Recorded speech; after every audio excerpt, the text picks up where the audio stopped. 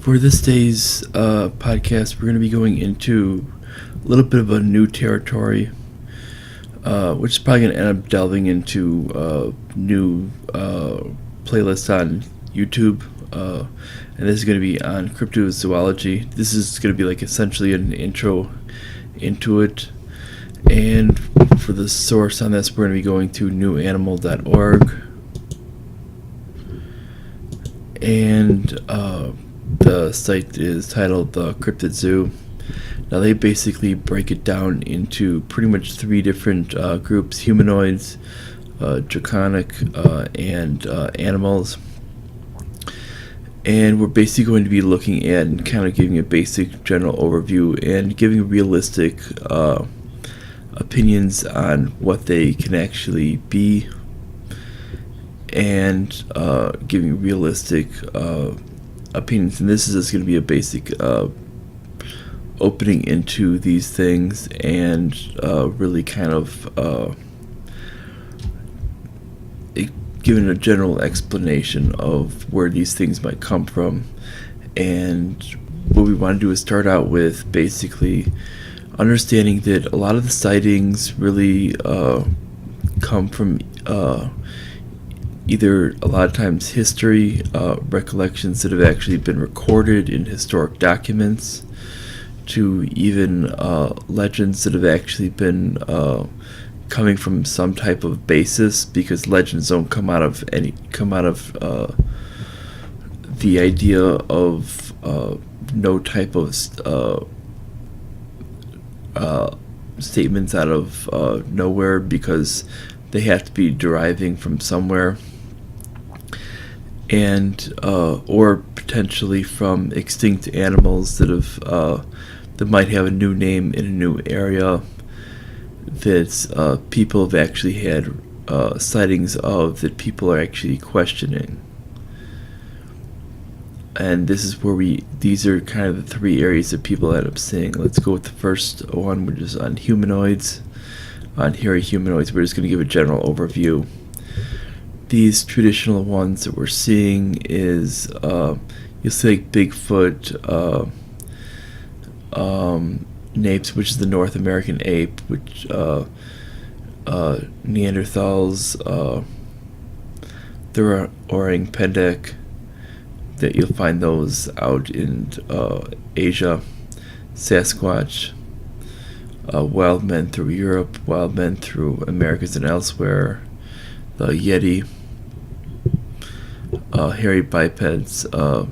Sometimes chupacabras are listed under this, the beast of Bray Road, which is they consider as a bipedal wolf. Now this, that one's a little bit interesting, because we're talking essentially that I'll go in a little bit different, because that's kind of my neck of the woods, and that's something that's when we're talking about that goes into something that would be more of going in the lines of an actual adaptation to the surroundings. Feline bipeds, that would be the same idea. Giant monkey, hairy dwarves, and these other ones, Honey Island, Spot Monster, Momo,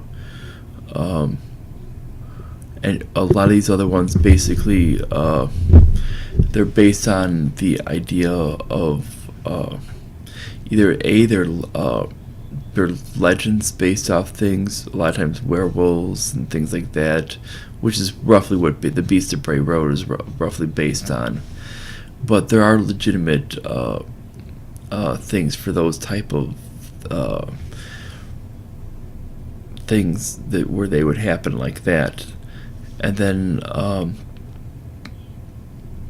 because you can actually see, we've seen dogs that have actually lost their front legs, and they've had to deal with the situation by learning to actually walk bipedally with their back legs. And we've seen cases with that just in normal applications.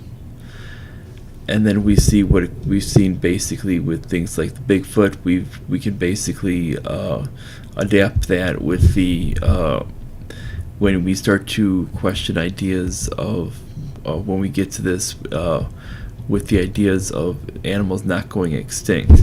If we view the case of the Gigantolopithecus, we're going to see a case of that. That's because that fits in the case of the Yeti, the Sasquatch, the Napes, Bigfoot. It would all go under the same name. And that's the whole point. It doesn't matter what they're calling it, it's the same animal.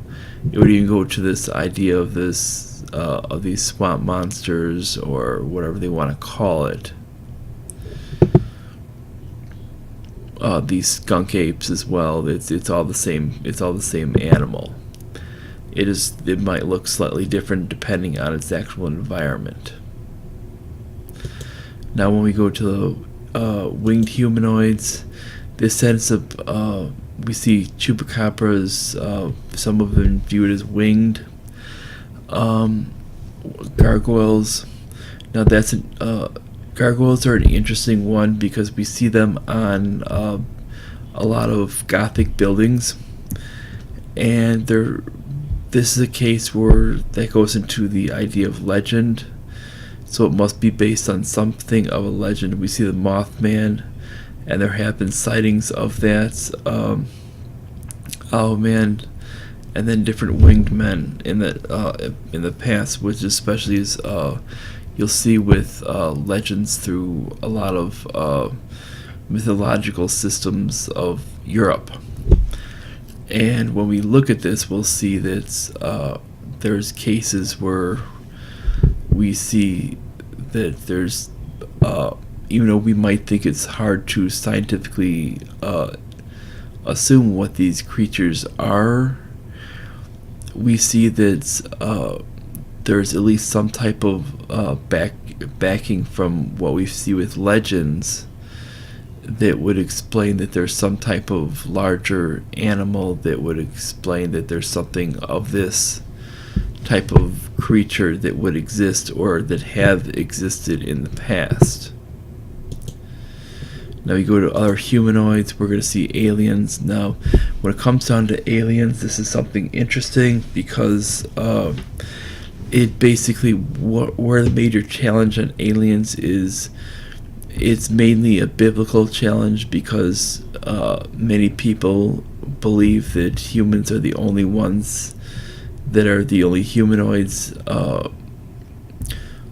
with advanced capabilities on any planet or any planet in the universe, I should say.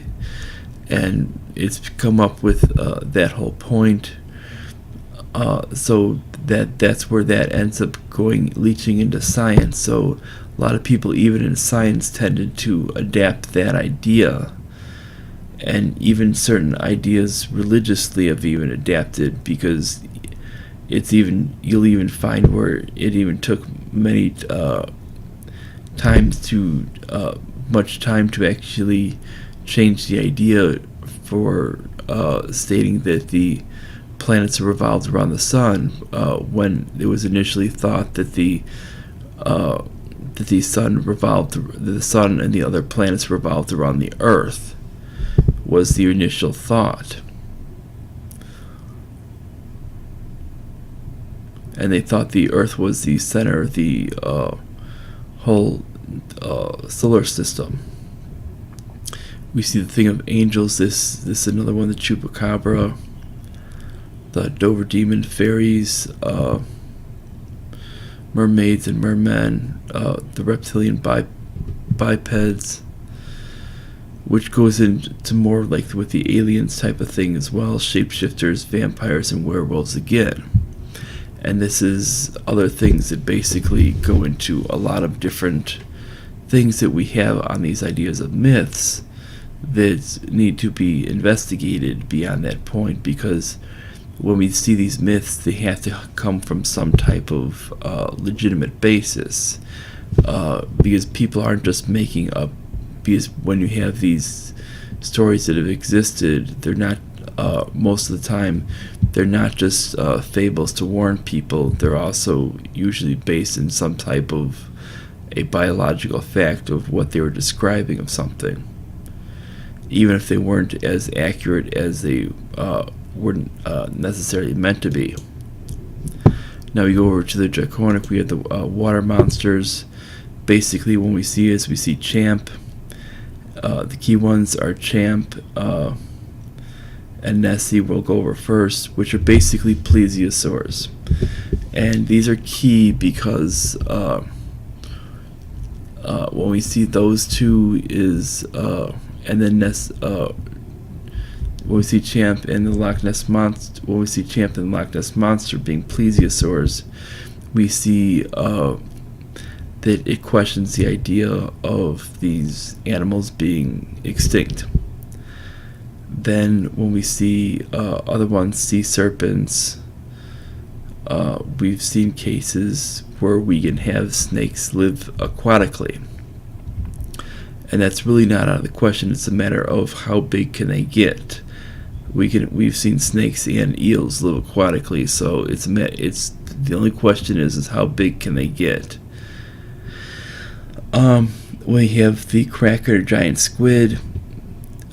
It's a matter of what is the giant size and where are we talking, and then that's the whole point, is have these sizes been overblown, and that's where the whole point is.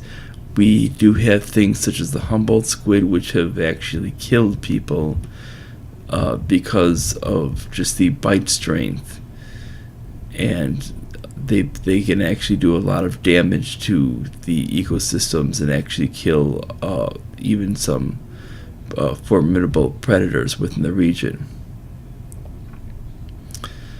And then we obviously have things such as giant lizards, giant crocodiles, which are obviously other things as well that will be obviously listed. We go down to the flying monsters. Let's go with the Western culture dragons. Western culture dragons, what we see is the closest thing to them would be such things as the pterosaurs. And I think that's a major point that needs to be brought up. We see classic dragons here, Western culture, and we see pterosaurs and pterodactyls down here. And I think those are directly related. And I think that's the major point. Now that would be questioning big time into extinction. And one of the things that needs to be noted is we can't necessarily determine the point of extinction anymore, because when we've classified certain animals extinct, usually we're unclassifying them within the last few years. We've been unclassifying a lot of animals because we've been finding that we've been wrong, because we really can't classify these animals, and that's one of the major points. And sometimes these things, there can be a huge difference in years, and these can be sometimes even thousands of years off of declaring an animal extinct, and that's the whole point. One of the things is the coelacanth is one of the greatest examples of this, where they declared it extinct and found one in 1938. We haven't found one since, but the fact is they are an animal that lives in very, very deep waters, so it can be very difficult to find to begin with. Then we have down here classic dragons, non-Western cultures, which is mainly talking about Eastern cultures such as Asia, mainly Northeast Asia, which can most often represent some of the ones such as your more things like monitor lizards, which are very, very close and to those type of things, and that's a little bit different. Those represent closer to like a monitor lizard, and might be representing such a long developed monitor lizard that might look a little bit different in its form. We have thunderbirds, which are from the Native American cultures. as well. That's another thing that's another large bird that we've seen birds caught that were actually such as, I believe it's a pterodon, and they've caught what it calls massive birds, such as even in South America, that basically would have measured massive size, and would have been massive in but they would be massive in body size. And this is key to note, that if they didn't fully go extinct or just moved location, that they could actually be still around and formidable beasts. We even have some of the relatives thereof, with being the black and the turkey vultures, as well as condors. We look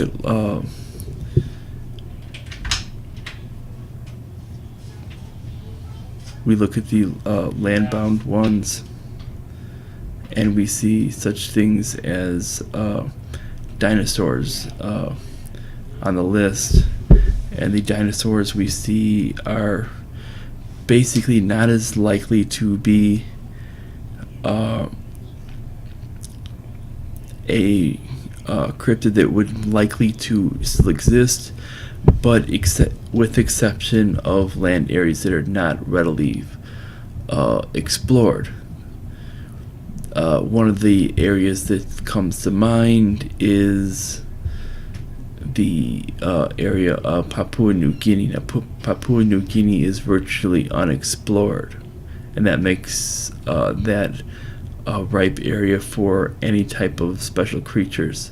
Another area that makes it very, very interesting is some areas of Africa, which are virtually unexplored as well. Since these areas are unexplored by most scientists for looking for new creatures, that makes it very likely that these creatures could be showing up. And being that we can't be everywhere at all times, we could be missing creatures very easily that we wouldn't necessarily know about, and there could be dinosaurs that we didn't know about that existed back then that still exist now. And that's the whole point. When let's look at some of the extinct creatures. There's the American hyena, bear dogs, the coelacanth. Basically, it's, as we went over, dinosaurs, the dodo, the eastern cougar. The eastern cougar is one of the more interesting ones, because they were people have stated that they've been wiped out, and that it's merely the western cougar that has migrated east to take over these regions, and that the only eastern cougar that exists is actually a Florida cougar, which is deemed as a separate species. There essentially is three species of this cougar. Essentially, is Florida, the eastern cougar, and then the western cougar. Now, what's interesting with it is, if this were the case, the migration would have to be quite far. And they say, oh, but there's not a living population. Well, there is, because you would not be seeing populations as far west as far east as like Virginia, and going even up into areas of like Vermont, if these were just migratory animals, they were just coming over. And these aren't the case of like pets leaving. People keeping pets of cougars.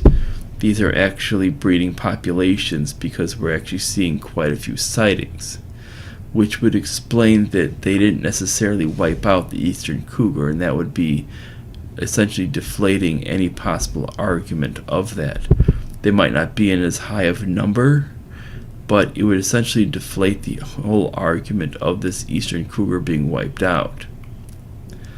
If we look at some of the other ones, some of the things such as the ivory-billed woodpecker would be hard to judge upon, because when we're talking about birds, that, especially with the size of a woodpecker, that would be a very hard thing to judge. Such things as a missing link, there would be between humans and the more traditional primates. Those have been talked about, but I think that's going to be very hard to judge because what do we actually determine as a missing link? They would have to determine that. There's the Mokele Mbembe. That's the African living dinosaur. Basically, what that essentially is the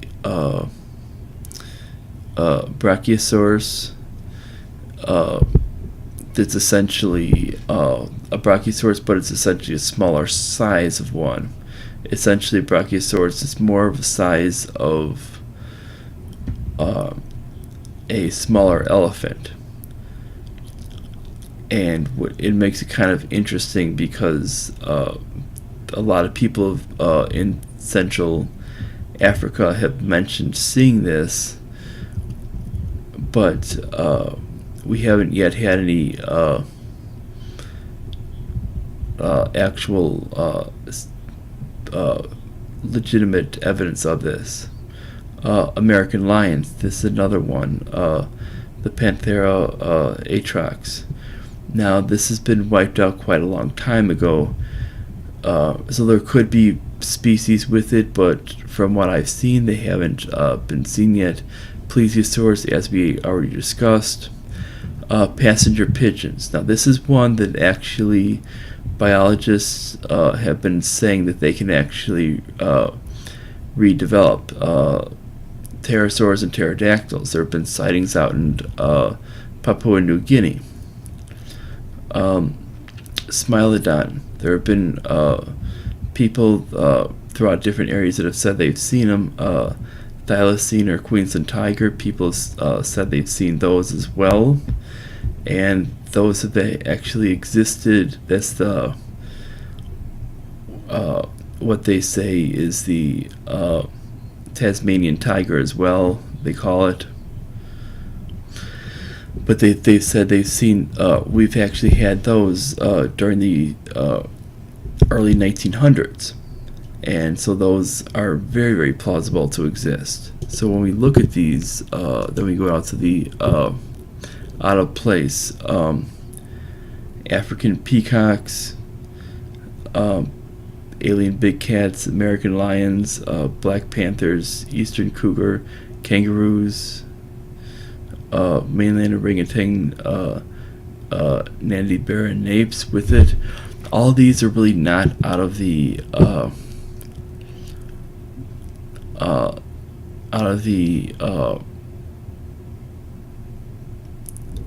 norm with it. You know, they try to claim that black panthers aren't exactly plausible for having being melanistic, but it's easily plausible for that because we see it with other cats, and these other cats are within the relations of them.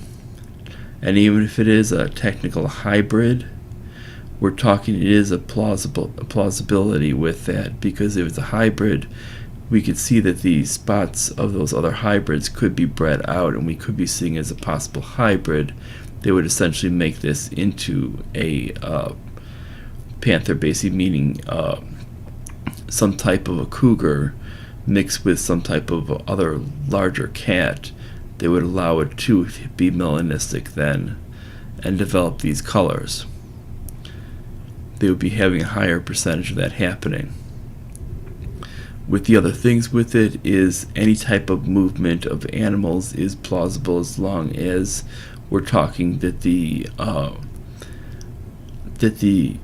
environment is possible for it. And when we're talking with a lot of these it's still plausible, because when we're looking at the southern U.S., the southern U.S. is capable with it. When we're talking about lions, the lions can live in the southern U.S. easily. North American apes, we have the sightings of the cases of the Bigfoots throughout the whole U.S. Alien big cats in Australia. As I said, Australia has a vast span of climates. They would easily suit any type of animal, and that's what we see there. Anomalous, we're talking basically is pretty much like air rods. Now air rods, that's gonna be hard to prove on something, but when we look at some of these other ones, on the obscure things on felines, sometimes it gets a little weird with it. Gigantic animals, giant hogs, we've already seen those. Those are basically, giant hogs are actually a case of when you have a hybrid hog.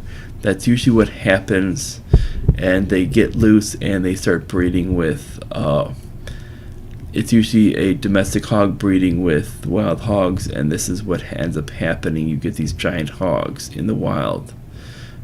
Giant salamanders, they already naturally exist, and that's already been proven.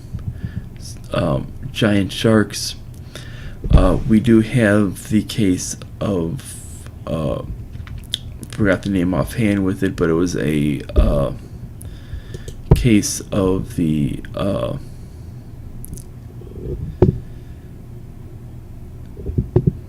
basically the megalodon. Basically you had like the megalodon shark, and you have cases like those. Giant snakes, not often larger than what we're currently used to seeing, so it's not likely. Birds, basically as large as we're currently seeing is and large as I've mentioned before. Horned animals, not likely, because you need the actual plausibility of being able to grow that the actual skin where it can harden, where it can become horns. And then we go to some of the other ones. So these are usually not likely when it comes to the anomalous animals, and even if it does, it would be a one-off. But I will probably go into certain ones of these in a series, and probably go on probably down the list of certain ones that I find interesting in a series, and that's what you'll probably see what I will probably go into, and that's probably going to be what we end up doing for the actual series on this. But this is just basically going to be an introduction, so you can kind of get a good feel for everything. And if you like this and like to see more content like this, like, subscribe, click the notification bell, and I will see you guys later for my live stream I'll do tonight on YouTube. Later, everyone. Bye.